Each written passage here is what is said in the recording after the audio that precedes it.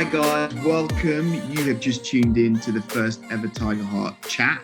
I just want to give a big shout out to GL Pro who are sponsoring this fantastic podcast.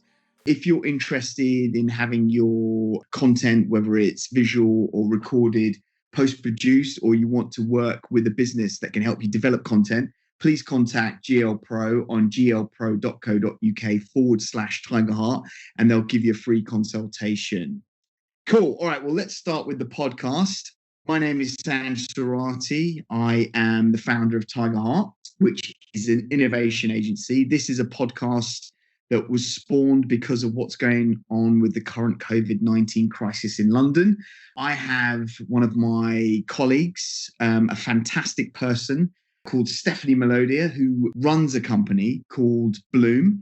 Hi, Stephanie. How are you doing? Hey, Sanj. I'm good, thank you. I'm very happy to be here on the first episode. What a privilege. Thank you. It is awesome to have you join us. Just to give you guys a bit of background, Stephanie and I have been working with each other for the last couple of years. We co-host an innovation event called Creative Futures. And from working together, we've learned a lot about each other. Stephanie is just an incredible energy. And Stephanie, I'd love it if you just talk about, yourself, just talk about Bloom, and then we'll kick into the topic. Yeah, sounds good. Thank you so much. I'm gushing already at these compliments. But yeah, as Sanj mentioned, I run a company called Bloom, which is a marketing agency specifically for startups, working directly with entrepreneurs to help them in their business. I set it up 2.5 years ago. The time has flown. That is crazy. I don't even know what's happened in that time. This was before, prior to setting up going into business myself, I led the UK marketing for a top 10 global app developer called Meitu from China. And before that, I spent the best part of a decade working agency side. So bringing in a big mix of experience across working with different clients, in-house, international brands, and leveraging all of that for a really holistic approach with our clients who need a bit of everything, who don't quite understand the full marketing landscape and need some help, but that's practical, affordable, and action driven to help them on the next stage of the business. So that's the Bloom elevator pitch, basically. And just for a reference to everyone that's listening, the hashtag for the chat is Tiger Heart Chats. Cool. All right. So, Stephanie, let's just dive into the deep end. You've told me about yourself. Let's talk about the London business scene. So, you and I live in different parts of London. I'm Southwest London. Whereabouts in London are you based? North. So, yeah, opposing sides of the city between like King's Cross and Islington. Awesome. Postcode. And how long have you been living there? About 5 years, I think. But I moved to London actually. Do you know what? I think it might be like 10 years, like a decade around now. And obviously without doing this intentionally, but I noticed that I've carved out a bit of a London triangle for myself. So when I first moved to London, I moved to Finchley Central, if there's any North Londoners listening out here today. And then, yeah, big up, Northern Line, massive. But yeah, so that's like north, straight up on the Northern Line, and then basically progressively moved more and more central and then east. So that's kind of my London triangle. So from north, like Camden, Kentish Town, through to kind of Shoreditch, and then centre. That's the south, and the west is still there's still lots for me to discover there. But yeah, that's kind of my stomping ground, basically. With regards to working in London, how do you find that? My goodness, I don't even know where to begin. Like London is literally, anyone who knows me knows that London is like my most favorite subject to talk about, literally just the city in general. I can't even put into words how much I love this place, genuinely. Like I know it just sounds like I'm gushing, but just if London were a person, it would be me. If I were a city, I would be London. It's just completely head over heels in love with this place. I moved here at the start of my career. So for me, London's also been quite synonymous with being in my 20s and my working life, basically, and just the amount of opportunity that's here as well. Like I moved from abroad, from a completely different place, and just the things that you can achieve, the amount of inspiration. I just love it. You know, that saying, if you're bored of London, you're bored of life, just rings so true to me. Awesome. And what is your, before this COVID-19 lockdown, what was your kind of working day like in London? Yeah. I mean, a big mix, as anyone who's running their own business will attest to. So a huge mix. I mean, I do spend a lot of my time out and about. So there would at least, especially in more recent times where I've actually tried to make a conscious effort to slow down a little bit more. More recently, it's been at least a day or a couple of days out of the week where I am out and about across the whole city, like pretty much all day. I'll be out in meetings, meeting someone for lunch, client chats, networking events, you name it. So, but then there'll be times where obviously I need to have a bit of downtime, catch up with the team, have a client consultation, be on site with them at their offices. So a huge variety. And that's why I love what I do as well. Like just so much energy all the time. Awesome. And there's one thing I do love about you is you've got a lot of energy. Um, Oh. no, but it's great because I mean, I'm born and bred London. Like London is, in my blood. As a business, Tiger Heart, we deploy things all over the world, and it's fantastic. But we're based in London for the core reason that we love it. London is just a fantastic place to be. Yeah. With regards to what we do in Tiger Heart, it's always nice. It's always refreshing to just be around positive, exciting energies, and that's one of the reasons why we partnered with you, and that's why we work with you. Absolutely. That's lovely to hear, Sanj. And do you know what? I think if you can say anything you like about me, but I think a common constant observation about me is that, yeah, she's a big ball of energy. So I think that's why I'm very much suited to London, just that whole, fast paced, cosmopolitan way of, I mean, I'm just a city girl, right? Like, I don't know if I feel like I bring him up every time I open my mouth, but one of my biggest idols is Gary V, Gary Vaynerchuk. Yeah. And in one of his videos, he actually talks about how he finds chaos calming. And I'm probably not quite at that level, but he was talking about how, like, when he was a kid and when he used to go to bed, he used to not be able to go to sleep unless there were, because he grew up in like New Jersey or whatever, until there were like the sirens and trains and things going on in the background. And even today's like, he needs to be around all this kind of chaos and noise and things. That's kind of like his whole like energy. So Yeah. yeah, So it's not interesting you mentioned. It's interesting you mentioned Gary Vee. I mean, he's a fantastic force of nature. The guys at GL Pro who are post producing this podcast for us, they work with him. They've done a podcast with him, and wow. and they're fans of him as well, which is quite interesting. God, that's amazing. And when I say work with them, I think it's one of their clients did something with him, and they were the post production house on the content. So the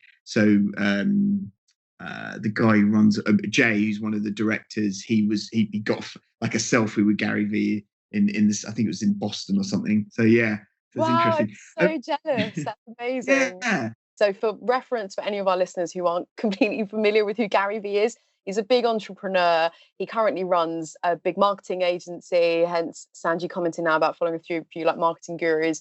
But his claim to fame was a wine business. He was the first entrepreneur to take actually selling on wine online, kind of making that an e-commerce business.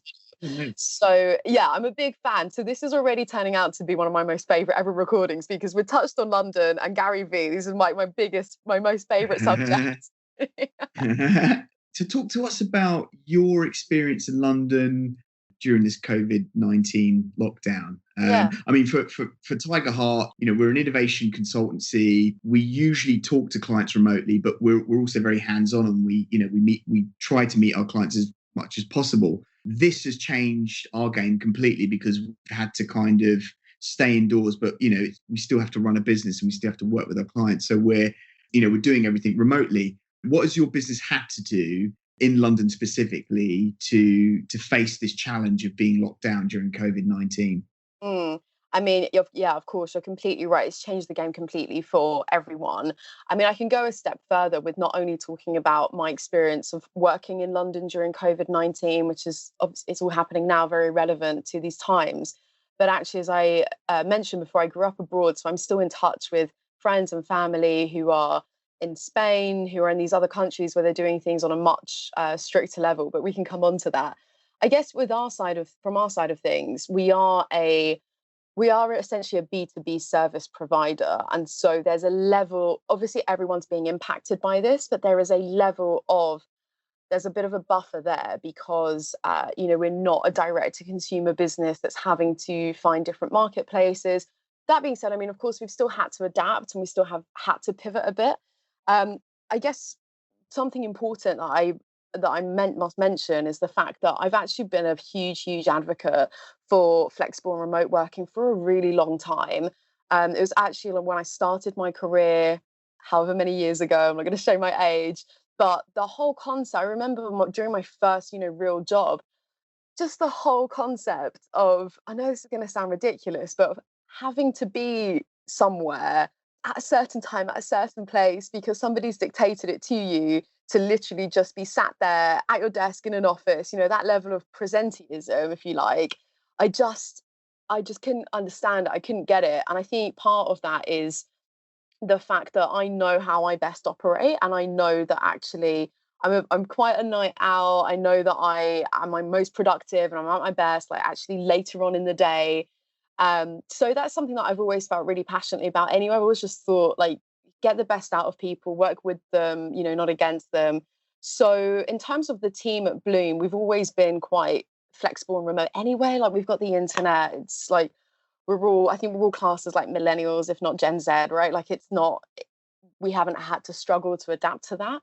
But of course, these times have thrown everyone else into the mix as well. So whilst actually I'm used to, if I have had those down days, where I said before, I'm not running around town and playing catch up, maybe if I'm working from home, that to me isn't quite as new. It's more the fact that now I've also got my partner in the space with me as well, and everyone, and people who aren't millennials or different age ranges who aren't as technologically native, having to struggle and adapt to that too. So it's very fraught times, but honestly, I think there are so many lessons for us. It's a steep learning curve.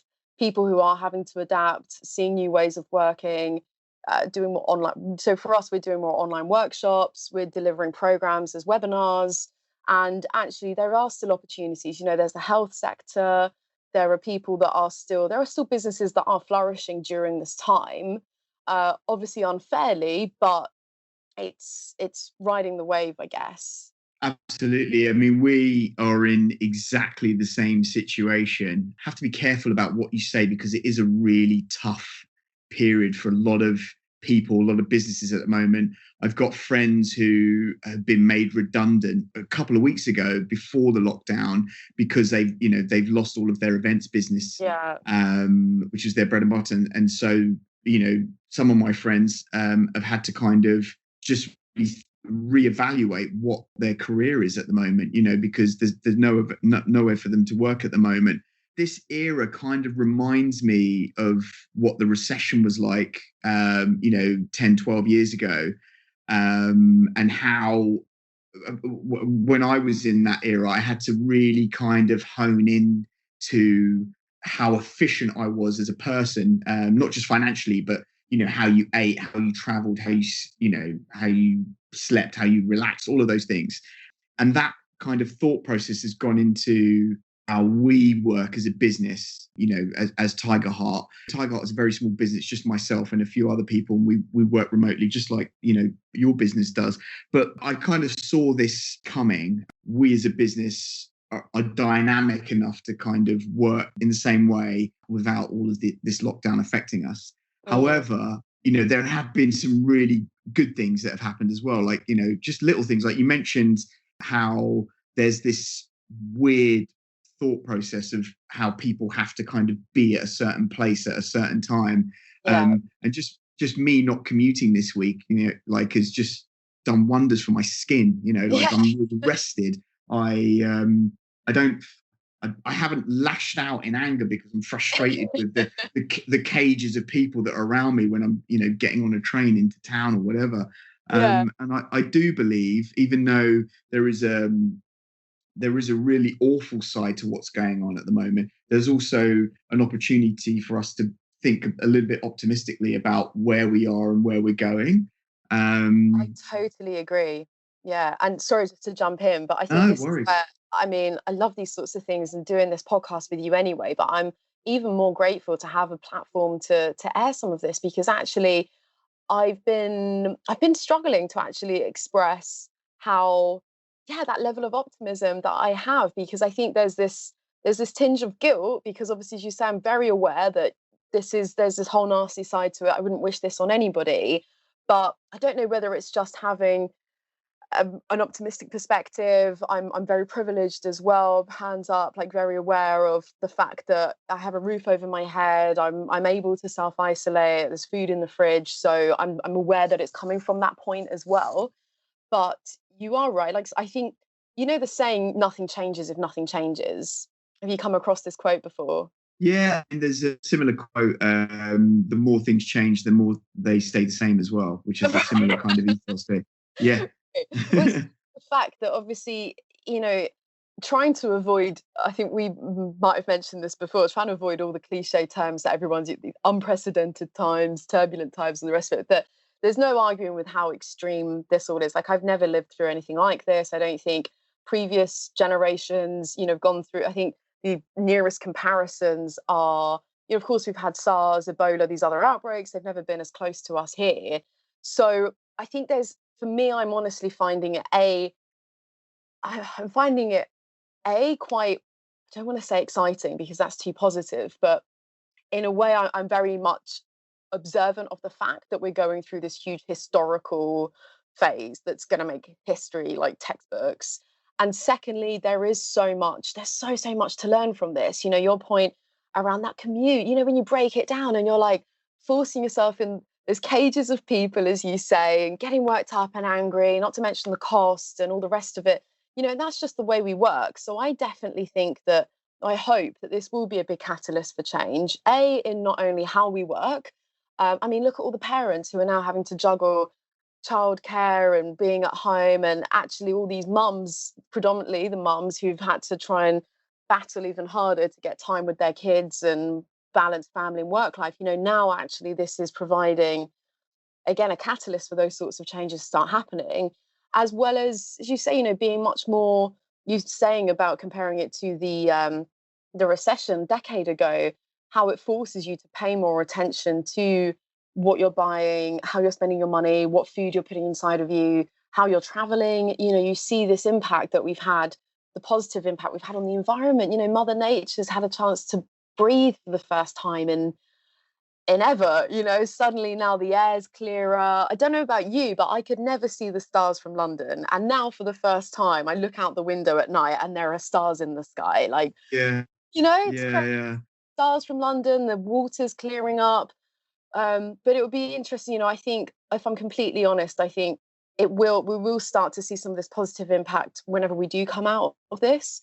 But my honest belief is, just when you look at human nature, and especially when you look at history and what's happened in the past, I really do hope I'm proven wrong with this, but I think those positive impacts will be short lived before we start forgetting about these things, and we'll just go back to the way things were, and continuing with all our cruise liner holidays and airline flights around the place, and going back to the way things were. I hope I'm wrong, but humanity needs to prove me Yeah, otherwise. well, I'm quite a cynical person as well, and I don't trust human nature completely. But I do feel, because this has affected so many people well, it's affected everyone in such a defined moment.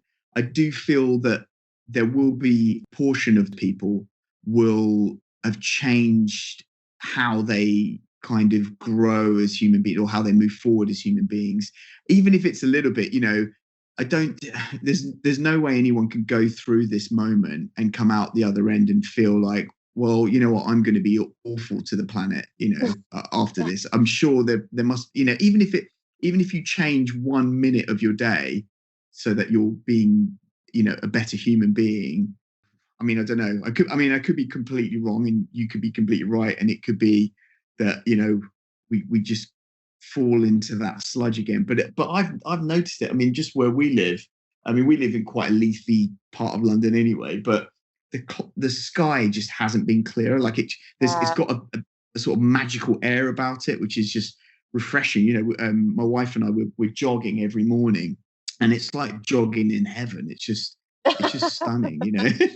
Amazing. No, I totally hear you. I wonder if sometimes I do think, like, I try to imagine what it was like centuries ago, and I try to imagine like these 19th century painters. Like, this is off when I go off in my head and have these weird moments, but where like these painters would grab their canvases and go down the stream and paint. I like just try to imagine like how cleaner the air must have felt, like how things must have smelt. I don't know, like I and I'm also wondering how much of this is psychological. I'm like wondering how much of this is an internal narrative I'm telling myself. I mean, there are stats and there are research out there that has, like, I saw maps of like major cities before and after COVID-19 that demonstrate the air pollution drop, Mm. which is an obvious, you'd expect that, but it's just, I think having that real kind of visual impact is amazing. But it's just, how do you, once you've already kickstarted those huge machinery wheels of capitalism, consumerism, like how, it really does take a global pandemic of this scale it really does throw that, wrench into all those cogs to at least pause it temporarily. And then what we do afterwards, as you say, I think then that's a choice that humanity then has to make. And unfortunately, yeah, same as you, I wouldn't class myself as a cynic necessarily, but I don't think that the people in charge have, I don't think those are priorities for them. Again, Absolutely. No, absolutely. And this is just, I mean, it's a large aspect of what's going on, but it is just an aspect. The other aspect is for the opportunity for digital and all the digital platforms that are out there to truly shine. And for Zoom, for example, the platform has become this thing that everyone's using. 5 years ago, we wouldn't have been able to do that because the architecture of the web just wasn't as solidified as it is now. And now's the opportunity for digital businesses to truly shine and truly define their importance. Yeah, absolutely. I saw in the news the Zoom CEO was fessing up for how he could have managed the security side of it a lot better, where they had all those intrusions. But again, it's taken again this level of extremity to push it to these tests to actually find out, oh yeah, shit, like we do need end-to-end encryption.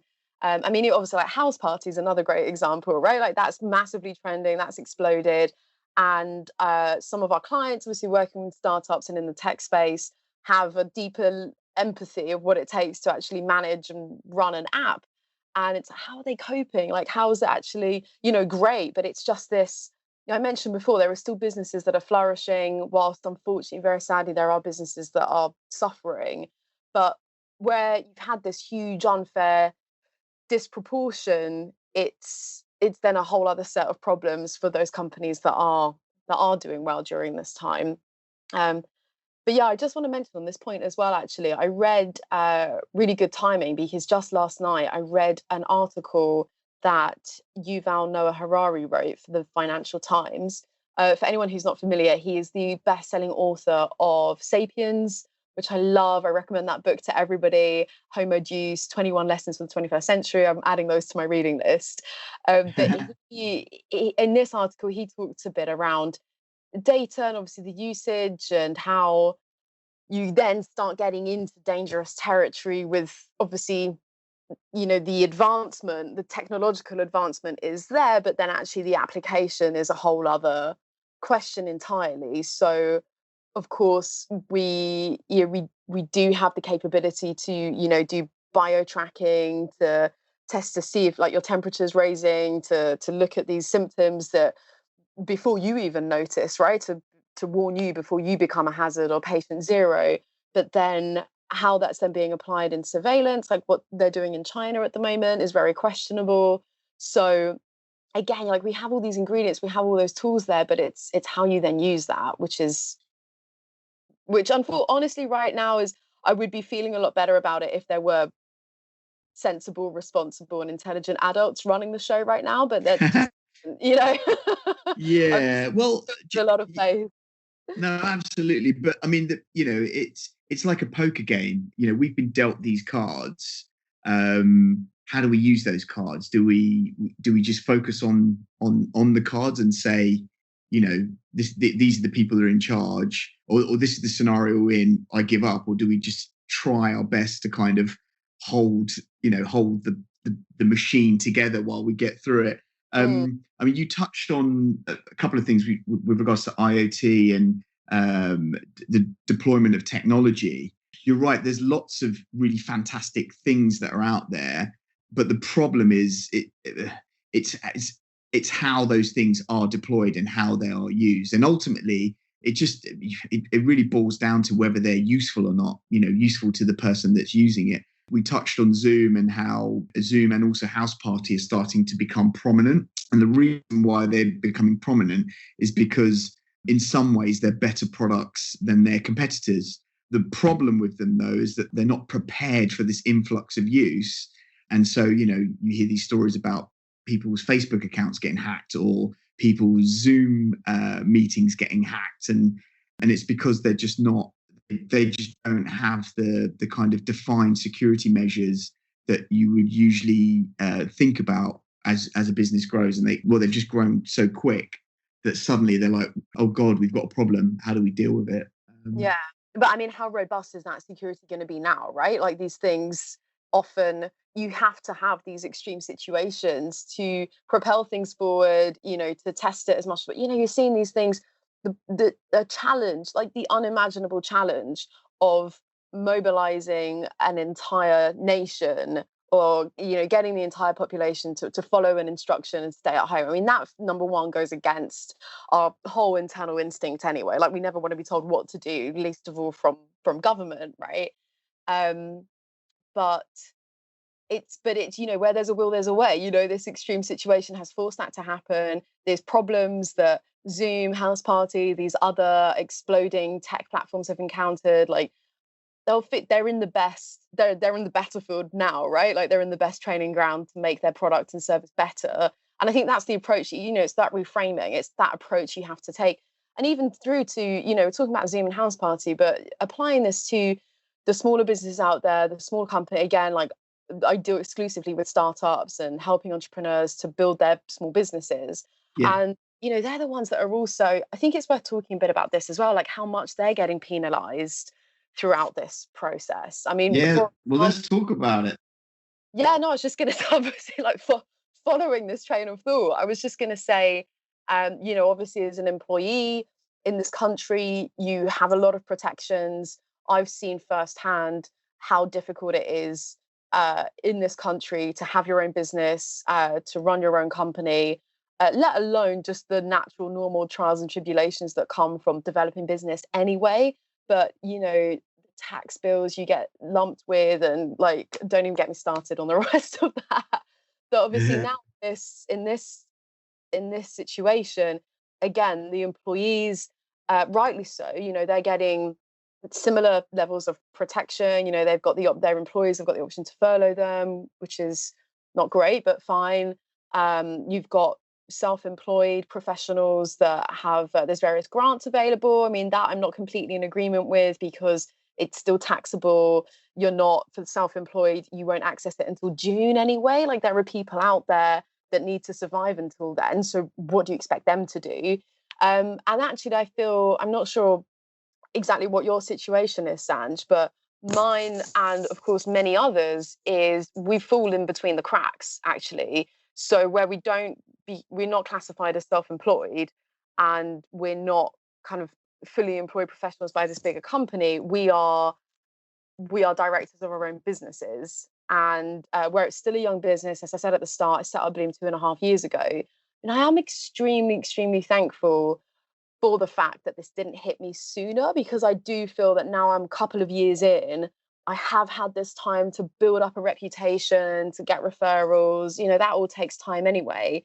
So I am grateful for that. But outside of that, and applying for a grant or a loan, there aren't many options to this segment of the population. And I don't get it, because we're such a this entrepreneur the whole entrepreneurship in the UK economy is so important. It's such a huge injection to financially what's going on, our global reputation to the rest of the world.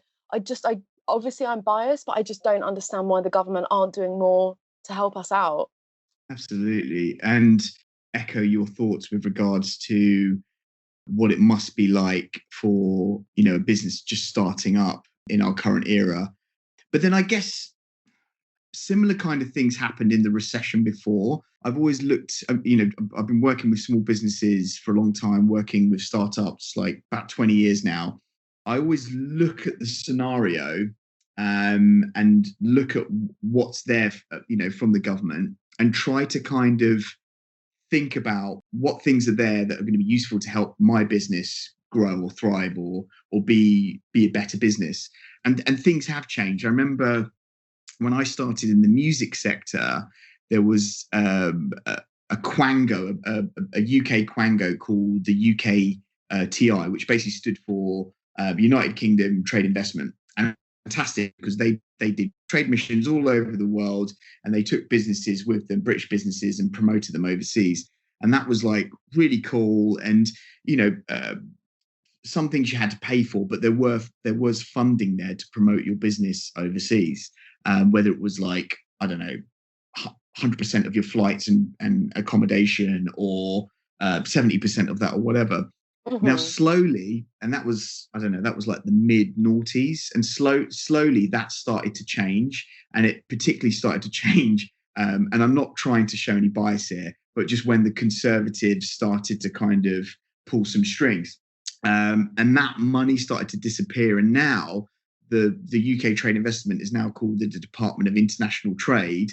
The key word being investment, kind of coming out of that, whatever that statement is. And now, there are a few things where the government funds, but the majority of stuff is you have to pay a fee to be promoted by the government overseas, which is awful. But there are still things out there. There's charities, there's groups that work together to help promote businesses like us, small businesses overseas or in the UK. And I think you just have to really do your research and knock on some doors and try to find where the opportunities lie. And I always believe that the opportunities lie in collaboration. One of the reasons why Tiger Heart is working with Bloom, because you've got a fantastic skill set, we've got a fantastic skill set, and we both come from different worlds. So if we collaborate, potentially that means it will bring more business in towards us. So I don't know, it is, I think it's hard now more than ever for anyone to start a small business, I believe, and that difficulty level is going to get higher, and I've just seen it get higher and higher and higher and higher. But the most important thing, I think, for you as a business to succeed is to have a great product. If you've got a great product with a great narrative, you can take that anywhere. It's about creating this perfect thing that's desirable to those around you, to your customer, to your ultimate customer, and making sure you get in front of them. There are so many pieces of the puzzle, and if we knew the magic formula, we'd all be doing it, right? And it would all be so much easier. I actually, heads up, I'm going to name drop massively here, but you just saying this has honestly just twigged this in my mind. I was lucky enough to have a meeting with the former CEO of Victoria Beckham a while ago. Don't ask me. I know, just like one-on-one, like coffee, really, really lovely guy. And I think, just as a side note to that, I'm incredibly grateful for how, just these amazing people who I've met through these kind of walks of life. Anyway, and we just got on to talking about a similar conversation around business and how you succeed and everything else. And what just really stuck in my mind, which I feel is just, as soon as he said it, I knew those words were going to stay ingrained in my mind forever. Because hearing the former CEO of Victoria Beckham say to me, so refreshing and honestly, he was like, you know what, like, it's just so easy to look back on things and retrospectively, come up with the formula and say this was how we were successful. You don't know there are just so many other influencing factors, timings, people, depending which sector you're in. Of course, a great product puts your head above the parapet and gives you a much better chance of succeeding from the outset. But I'm totally with you on the collaboration. Like, I think, as most business owners will say to you, like, especially again operating in a B2B service field as well. I mean, most of our work comes through referrals. Just that trust factor, knowing that you've got someone who you can rely upon, that's the real big thing. And again, that's why I say I'm really grateful that we've had a couple of years to get a name out there for ourselves. You know, we're in this for the long haul. We're not a flash in the pan. Build long lasting connections. We're going to be here for a while. And yeah, the power of that community, which we have now through networks, groups. But I do need to research a bit more into those grants and tips you've given before. And that's great to hear for the listeners as well. If there are any other small business owners, then take Sanj's pearls of wisdom. Yeah, I mean, it's really important to once you've honed your product and defined what that narrative is to look for where there are platforms out there that see the value in what you're doing, and that's important. That's an important word, value. You know, if a customer values what you're offering them, they're going to pay for it. You know, if someone sees the value in what you're doing and they believe that they can help you, then they're going to help you. And I think that's the key thing. There's some of the, we've developed products with companies who want to pitch their products to investors, and they start to feel quite disheartened from the get-go when we meet someone and they don't get that investment really quickly. And trying to work with them to get them to really understand that what they're doing is great, and getting them to really hold on to the fact that what they're doing is valuable, and getting that in front of the right people who do see the value in what they're doing. And it takes time, as you say. I mean, you mentioned, the whole flash in the pan thing. Whatever you're doing, whenever you're growing a business, whenever you're growing an idea or a product or a brand, you need to really nurture that brand within your ability, and slowly nurture it and grow those stories, those little seeds that you're planting that are going to grow into something. And I've seen that in all walks of life, whether it's the tech space, whether it's the brand space, whether it's the music space, whether it's the film space. Whatever you're creating, someone out there's going to believe in it. So you just need to kind of focus on them for a little bit before you go back to the peers that you want to instill wonder in.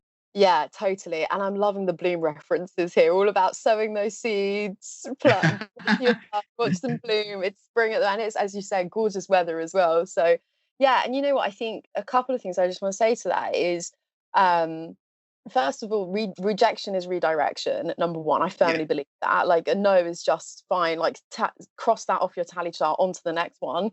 I know that's a lot easier said than done. I've been there myself as well. So I know the resilience it takes to go through that. And I think also adaptability and resilience, I firmly and passionately believe that those are two strong characteristics that entrepreneurship, being a business owner, has taught me over the past couple of years, and therefore form the best possible foundation for surviving COVID-19. As a side note, the other thing I was just going to say with you, the value thing as well, is I apply that just in my head, because obviously I'm in the world of marketing and I deal with people who want to be famous on social media all the time, and they do forget that value thing, even if it's their own personal brand, their own business, their startup. So many people do just expect to walk into these environments and succeed. And I'm going to post something, and people have been. I think I mentioned at the start where I've got these fantastic stats on, like, LinkedIn, for example. It's like, yeah, it's because I've been consistently posting literally every single day, Monday to Friday, because it's LinkedIn, but I've been literally posting minimum 5 times a week for ages, for at least like a year solidly, and before that maybe a bit less frequently. But it takes time, it's genuine. I'm also on there engaging with other people. I'm engaging in conversations. I'm having real conversations in my DMs. It's not just something you can dip your toe in and expect results, right?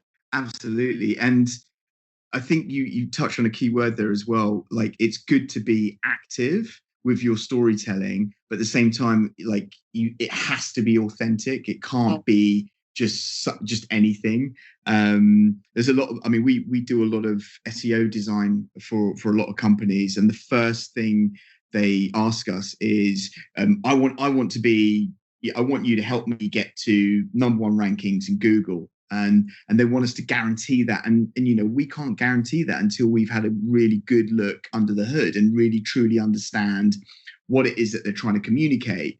And the key thing we always tell our clients is, don't worry about the volume of traffic that you're getting on site. Like, you don't want to get like millions of people or billions of people looking at what you do. What you want to do is have a lot of the right customer looking, at what you do, and ensuring that the experience they have with you as a brand, whether it's on social media or on your site or whatever, is a nice experience. If you're bombarding them with things that they don't want to be bombarded with, or you're trying to redirect them with loads of hot links or whatever, they're just going to get fed up with you. And so it just needs to be authentic.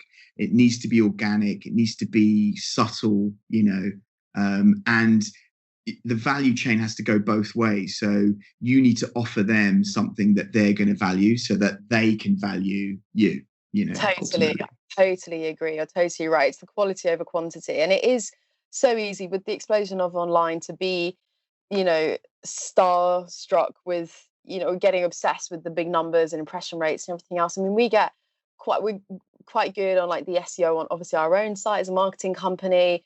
And because we've got that level of awareness, we get so many inquiries, but the percentage of them that's actually real and relevant and quality, and B, that actually converts into a client is obviously smaller than we'd like. So I feel like we do have a responsibility to remind people of that. I think it's easy to get overexcited and say, look, we need to just take things back to basics a little bit.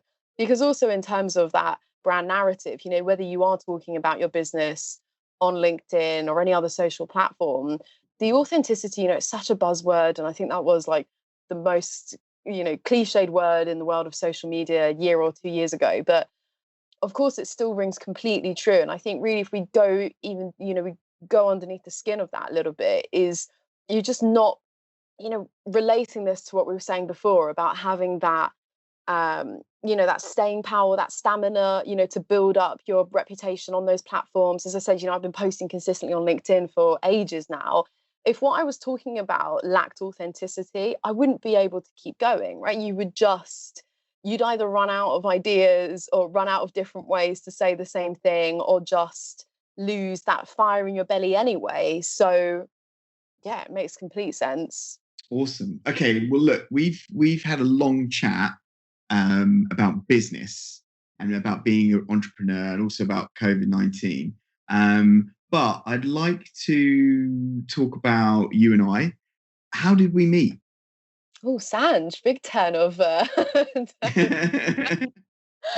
Moving swiftly on. Do you know what? I read somewhere sometimes the best relationships, you don't even remember how you first met. And I think that's the same for us, to be honest. I don't even think I completely remember. I don't know. Do you? I'm not sure when we first met. So I remember because the first kind of one-to-one we had a meeting at our Somerset House office a couple of years ago. I remember you and there's a guy I work with called Ollie, and we had like a coffee or something. And I remember you reached out to us. You wanted to talk to us. Like, how did you find Tiger Heart? I'm pretty sure it was through Creative Futures, which is this. Okay. I'm pretty. I don't. Do you know what? I really would have to rack my brains, because I know I came to one of those events. So again, for our listeners, this is the biannual event series that Sanj and I now collaborate on. And what's so like poetic about this is I'm pretty sure I came to one of the events. And obviously that one, I can't remember which number it was. Obviously, you'll know this off the top of your head. The one at, was it PwC with the cyborg android guy? Yeah. I'm not sure if we had met properly by then, but I remember coming to that. I don't know. I feel like that might have been the first one that I came to, maybe, because that really stuck in my memory. And I do remember that meeting at Somerset House. I remember where we were sat. But yeah, I don't know. I think it's just all of the fun, awesome stuff that we're doing together now, Creative Futures, other collaborations. and just the relationship we have in general, how we do catch up every now and then is so valuable to me. I'm really grateful for that. And I think that's just kind of overshadowed the beginning of the story, which is why I don't quite remember, to be honest. So just to give you guys a bit of background, Creative Futures is a kind of mini conference that focuses on the future of creativity. And we usually hold it over London Fashion Week. And we have a few people from the fashion space, the art space, and the tech space talk on a panel discussion about the future of creativity. So it's not a sales pitch. It's just a simple discussion about people's thoughts about the future of creativity, specifically in the London arena. And that one that we met at, which was Creative Futures 3, which is at PwC near London Bridge, had a fantastic guy, and he had a piece of technology that was embedded in him. And he was talking about it, and it was just a really interesting. I mean, all the Creative Futures discussions are really interesting, but he was another force of nature, which was quite exciting. He was so interesting. He was just such a character. I mean, obviously, besides the fact, how many people do you get to listen to that's got, I think he had like a compass implanted into him. He had like magnets or something. He was basically like, he couldn't walk through like airport security without it all. So yeah, he had an implant that was sort of attached to his chest that vibrated every time he faced north, and they called the product the North Sense. They developed it in-house, they mass produced it, and then they sold the product on eBay, and they sold so many of them because there was so many people, who were just interested in cybernetics and wanted to become cyborgs. And so from that, he started to develop other products, and now he's the head of innovation for Warner Music, which is really cool. And he's a great guy. Yeah, I need to get him on this podcast. Actually, I think I might do that. Yeah, definitely. But yeah, he was such a great character as well. Just that event really stuck in my mind. That was a lot of fun. But I think, a word of humble pie advice to listeners who are tuning into this today, just along the themes of collaboration, support, especially for business during this weird time, is where Sanj just mentioned that I reached out and we had a meeting. I think that there's a lot of whether, I don't know exactly what you'd label it, whether it's anxiety, fear, self-confidence, or whatever, that holds a lot of people back. Just make that first move. Like I'm totally fine with making the first move with most situations. So, don't just, what's the worst that can come of it? So the reaching out to you, obviously, like go obviously with, well-educated, researched on, what it is, come with something already in mind, with Sanj and I'd already been to, as I said, that Creative Futures event. I got to hear him there. I already had an idea of what I wanted to do together. Make that first move. And, this is a great example of that. But there are so many other cases where someone's got to reach out, someone's got to kickstart that conversation. So, may as well be you. That's one of the beauties of London. That's what I love about London. There is an ability to collaborate with some of the most fantastic world-class people, on the planet. And that's the great thing about us collaborating. And on that note, Stephanie, I think we've come to the end of this fantastic Tiger Heart chat. If people want to get in contact with you, how do they get in contact with you? Get in contact. You can drop me an email, Stephanie, that's STEPHANIE @bloomltd.co.uk. There is an info at, if that's easier to spell. Find me on LinkedIn if you're on there. I feel like I've said LinkedIn 20 times during this podcast already. I'm not working for the promise. Just search Stephanie there. I'm on most social media platforms. So just reach out. I'd love to hear whoever's listening to this and get your thoughts on this whole thing. So I really do love hearing from you guys. So yeah, do find a way to get in touch and just have a chat. Brilliant. And if there's anyone listening and you want to tweet, please use the hashtag Tiger Heart Chats, and also tag in Tiger Heart the business as well, which is Tiger Heart Tech. Cool. All right. Well, Stephanie, thank you so much. You've been absolutely amazing. Thank you. And I look forward to seeing you soon. Yeah. Absolutely. Until the next time, guys, to all the listeners out there, we'll see you on the next Tiger Heart Chats podcast soon. Thank you so much.